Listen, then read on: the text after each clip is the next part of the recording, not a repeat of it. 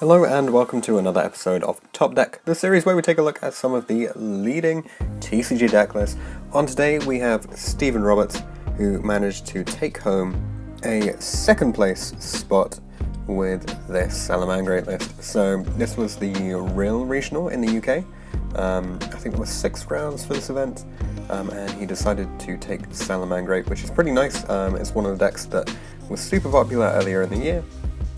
As of late, we've seen a lot more popularity for the various different versions of Orcust, which has generally been driving down the playability of decks like Salamangreat, so it's great to see just how capable it is, especially we've seen it performing really well in the US as well, in some PPG events I think, so great to see it perform very well over here in the UK too. So let's quickly run through the list, then we'll cover the rounds, the siding strategy, and the general comments that Stephen had for this deck. So, a bit mixed up here, but we've got double Jaguar, 1 Debug, 1 Falco, 1 Gazelle, triple Buffalo, triple Spinny, triple Foxy, not cutting down on any of those level 3s, double Arcover. I don't think we ever seen this at 3, but sometimes we do see it at 1, so it's quite nice to see it to get some extra usability out of that card. There's double Nibiru, double Skullmeister, triple Ash Blossom, and also you can see at the end here, triple Impermanence in terms of hand traps, so that is a total of 10 hand traps within this deck. And there's also 2 spot removal Cosmic Cyclones in here as well. Very impactful at the moment. You can hit a Babel, you can hit a Crescendo, and the Mirror Match obviously you can hit all of their back row. And it does some interesting stuff in the Pendulum matchup as well. Otherwise, fairly standard. 1 Circle, 1 Sanctuary, triple Will, triple Mining, double Desires in here, with 1 Raw and 1 Rage. People just are not afraid of banishing any of the engine requirements for this deck anymore. The fact that as soon as you get going, you already have all of your resources available. Literally the only thing that people actually care about is banishing double Jaguar, so people tend to just play 2 and put 1 into the grave fairly early on. For the extra deck, the only link 4 that we have is the Appaloosa here. We've seen it come in time and time again, just being really powerful. In the mirror matches, it's second Dweller against Thunder, it can be an auto win, that kind of thing. Double Helio, and he's playing the Transcode Talker and Update Jammer for the OTK. 1 Phoenix, 1 Heater, triple Sunlight Wolf, triple Bale Lynx, 1 Dweller, and 1 Mirage Stallion. Not opting to play the second one because you're generally just shuffling it back anyway. The third Nibiru is in the side deck along with triple Lancia and 2 System Downs for all of that Orcust hate. Then triple Twisters, a triple Solemn Strike is pretty interesting. People do sometimes make you go first if the only way to deal with your deck is to just break it with like reboots and evenlies and stuff. So having some additional sort of options to bring in when you're going first is always pretty nice to see. And then also triple evenly matched, just the staple best back row removal that currently exists within the game. So that is it for the deck itself.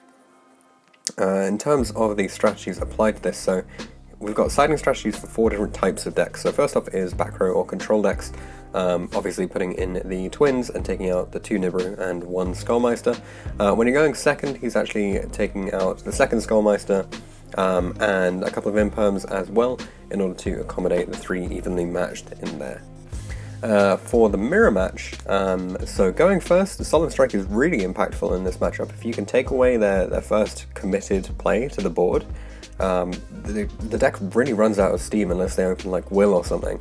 And even then it can be very lackluster, so having Strike in there, very, very strong. The Nibiru too also performs extremely well here. And then for going second, there's not an awful lot he changed, just one Nibiru going in, and 1 Rage coming out. It's not super impactful, and they often just have protection. You know, as soon as you get the first Bale in the grave, that Rage doesn't do an awful lot. For Orcust, one of the most popular choices that we've mentioned at the moment, the 3 Lancia and 3 Solemn Strike all come in when going first. That does mean taking out the double Cosmic and 1 copy of Will. Not going to be too much of a problem. You still have 2 Will in the main deck, and typically you're just going for a sort of standard board with a Dweller on it or something. And then if you have Dweller plus Strike or Dweller plus Lancia, you're probably fine there. For going second though, we do see 1 Nibiru come in. That's pretty interesting actually. A lot of the end boards for Orcust can be made without using 5 summons. However, we see time and time again that their sort of push in the following turns does require actually putting more summons onto the table, so Nibiru can be a bit more impactful there.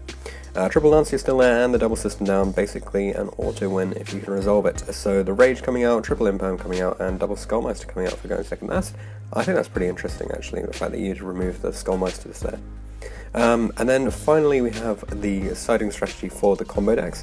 He says it does depend on which combo deck it is, but you can put in your Solemn Strikes and your Nibirus, and you can take out things like your Cosmic Cyclones and your Skullmeisters if necessary. But going second, if you need the Nibiru, you can have that go in. And if it puts up a big board that isn't going to be able to stop your Evenly, or your Evenly like swallows a negate, then potentially that's a good option to bring in there, and the Cosmics are slightly less likely to do anything substantial. In terms of the rounds that he played, yep, it was a 6th round event. He had one loss, which was in round 2, and very much the sort of typical UK meta is very interesting at the moment. It is majority Striker Orcust because people have accepted that it is the strongest deck of the format, but then you do see sort of random stuff floating around as well. So round 1 he goes up against Pure Striker, wins the die roll, has a good hand in both the games. Being made to go first in game 2 was pretty interesting, and he was able to make a decent board and then out the Striker board on the following turn anyway. Even though he got impermed twice in game 1, he still managed to win this 2-0. Round 2 against Striker Orcust, this is the only loss he had. It's 1-2, lost the die roll, and the opponent was just too good. He could tell that the opponent really knew how to play the deck, and he just couldn't play through their boards when they went first, so not drawing into the right cards just stopped him from being able to play the game, basically. Round 3 against Rocket Link, slightly more unusual, but still, a fairly popular deck. Lost the die roll, but both games he was able to negate the Striker Dragon with Imperm, which really stops the opponent from making a lot of push if they can't get through to their field spell. They really struggle with that. In game 1, the opponent ended only on a Borreload, Savage, and a Seal, and then in game 2, they didn't have enough to stop him from playing through it. And then in game 1, also, he mentioned that the opponent ended up linking away their Borreload into an Unchained Abomination on a following turn, for which Stephen had to make a 4-material Appaloosa in order to deal with it, but after he did that, the opponent just scooped it immediately afterwards, basically.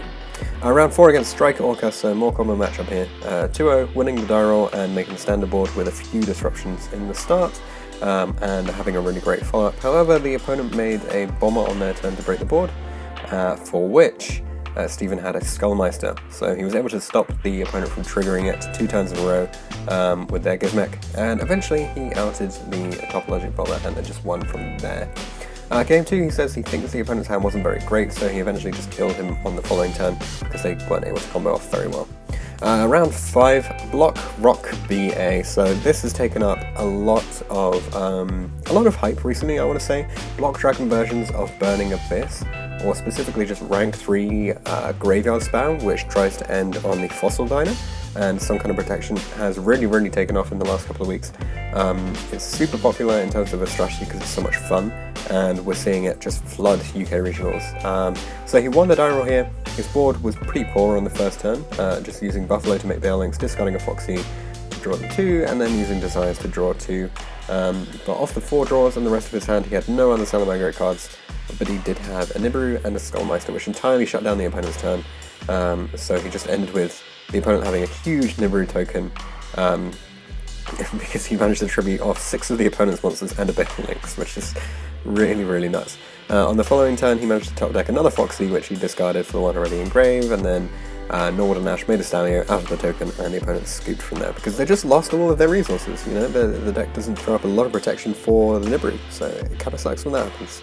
In game 2, Stephen's hand was absolutely insane, and despite the opponent ending on Appaloosa, Avramax, and Nat Beast, should have put the Pachycephala Fossil Dino out there. Stephen was able to evenly the opponent, and then was able to play through 3 or 4 Appaloosa negates and still win out there, so very strong line of play here from him. The final round, Striker Orcust, a 2-0 here as well, so pretty favourable in this matchup. He's 1-2 the Striker Orcust and lost one of them. So he lost the die roll, had Imperm for the opponent's Mathematician, and the opponent then used a Lure and passed on 3 back row and Mathman. Not great. However, Steven's hand is pretty decent. He outsummed the opponent's cards, ends on a Dweller. The opponent top decks a Rota, but you know, obviously at this point Dweller just totally shuts everything down, so it's absolutely fine. Game 2, the opponent went first. Steven opened a Lancia Nibiru with a follow-up into a Dweller on the following turns, which is easily enough for him to win. Just eventually kill off the opponent, as they could never ever combo through that kind of stuff. It does become pretty absurd. Just like the inherent weakness of Orcust, I think Tom Rose has mentioned this in previous formats. You have this really popular, very powerful deck which can just lose to single cards like Lancia and like Dweller, which are very accessible and pretty much stable at this point. So it's surprising how capable the deck is through all of these cards. How was the event though? I asked him, and he said it was okay. He thinks it was the first regional that Spectrum Gaming have ever run, so it was pretty good considering that. They had a lunch break, and there was food or drink available all the time, so that was very, very handy. It's not something that's always available at UK regionals, so it's nice that this kind of opportunity is available to players. Why did he decide to play Salamangreat? Well, he went back to it, as he didn't really give it a proper try earlier in this format, and he's played quite a lot of other decks since the latest ban list, but he hasn't found a lot of success with them, so he decided to pick this back up again. In terms of hardest and easiest matchups, the hardest was Striker Orcust in his opinion, and he's surprised that he did so well against it at this event, because the IP Babel board is really hard to play through, especially backed up with the Striker cards. He said his easiest matchup has always been against something like Sky Striker with this deck, because it is just sort of weaker with only one Kagari Anchor and Mochiro, so it makes it a lot easier to deal with at this point. Compared to other decks, he says his deck is a little bit more unusual because they generally main deck Phantasme and choose to side the Nibiru, which obviously he's not doing. No Phantasmes in sight here.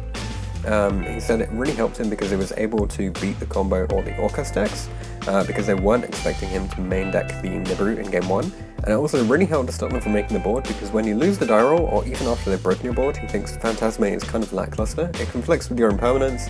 He'd rather just run the extra hand traps like Nibiru and Skullmeister that help versus the actual, genuine important matchup, which is Orcust, because it's so popular, and also the deck is very consistent without Phantasme anyway.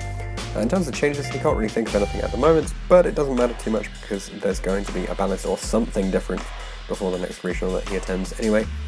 And then in terms of upcoming sets, there's nothing he's super interested at the moment, but he said the Rising Rampage was really important for this deck because getting the Appaloosa makes it a lot more of a potent deck. In terms of shoutouts, he says huge shoutouts go to his friend at Ninja Cake Cards on Card Market, where he gets all of his cards.